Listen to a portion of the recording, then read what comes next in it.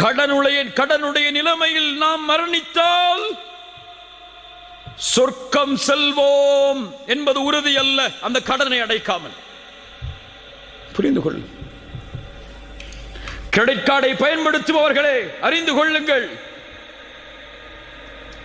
கடனை வாங்கி அது எழுத்துப்பூர்வமாக இல்லாமல் அல்லது 3 நாளுக்குள் அது பதியப்பட்ட நம்முடைய தலைமாட்டில் இல்லாமல் மரணிப்பவர்களை அறிந்து கொள்ளுங்கள். ரசூலுல்லாஹி ஸல்லல்லாஹு அலைஹி வஸல்லம் வருகிறார்கள். ஒரு ஜனாசாவிற்கு தொழுகை நடத்துவதற்காக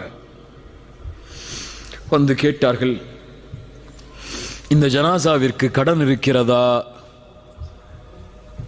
நபித்தோழர்கள் சொன்னார்கள், ஆம் யா ரசூலல்லாஹ், ஸல்லு அலா சாஹிபிக்கும்